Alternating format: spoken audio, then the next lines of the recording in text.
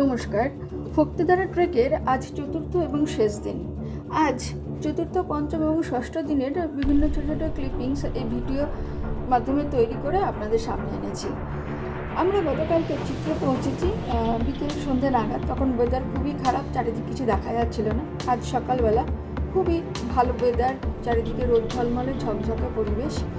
সেই SSB outpost গতকালকে এখান থেকে আসবার সময় আমরা আমাদের ফটো আইডি কার্ডের ইউনিক নাম্বার এবং ফোন নাম্বার জমা দিয়ে এসেছি। আজ আমরা যাব চিয়াভঞ্জন, মাত্র এখান থেকে 3 কিলোমিটার রাস্তা।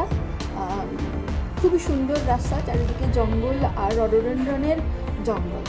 রডোডেনড্রন চারিদিকে ফুটে রয়েছে, লাল হয়ে রয়েছে চারিদিক। রাস্তায় এত রডোডেনড্রনের পাপড়ি পড়ে আছে যেন গালিচা পেতে রেখেছে আমাদের জন্য।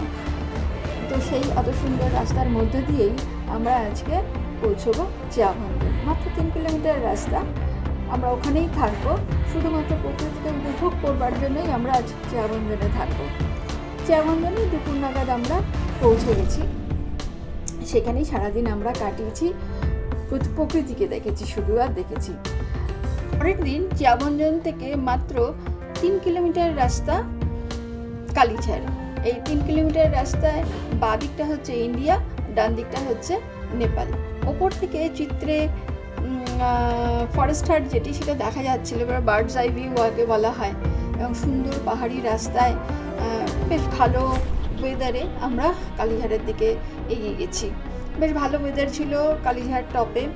আমরা বিকেল নাগাদ, বিকেল ঠিক নয়, দুপুর নাগাদই আমরা পৌঁছে গেছি কালীঝাড় ক্যাম্পিং এরিয়াতে। গিয়ে আমাদের টেন্ট পিচ করা, রান্নার ব্যবস্থা করা ইত্যাদি করা হয়ে গেছে। কিন্তু আকাশের অবস্থা খুব একটা ভালো ছিল না। আকাশে যথেষ্ট মেঘ ছিল। কাঞ্চনজঙ্ঘা দেখবো এই আশাই আমরা করতে পারিনি। তো শুধু প্রে করেছি যে যদি একবার কাঞ্চনজঙ্ঘাকে দেখা যায়। দার্জিলিং, গ্যাংটক বা পেলিং থেকে তো আমরা মোটামুটি কাঞ্চনজঙ্ঘা দেখেছি এবং তার এক ধরনের ফেস। কালীঝাড় থেকে শুনেছি একটু অন্য ধরনের ফেস। তো সেটাই দেখবার ইচ্ছা। দেখা যাক প্রকৃতি আমাদের কতটা সঙ্গ দেয়।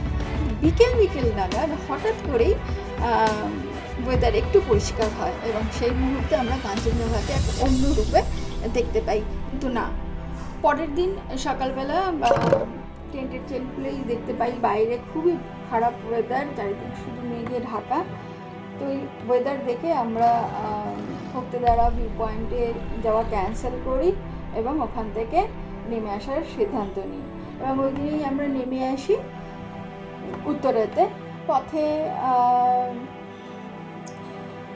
একই সৌন্দর্য, বাদিকে নেপাল, ডান দিকে ইন্ডিয়া, একে হাতে রেখে আমরা উত্তরেতে বিকেল নাগাদ আসি। যদি এই ভিডিওটি আপনাদের ভালো লেগে থাকে তাহলে অবশ্যই লাইক, কমেন্ট এবং শেয়ার করবেন। নমস্কার।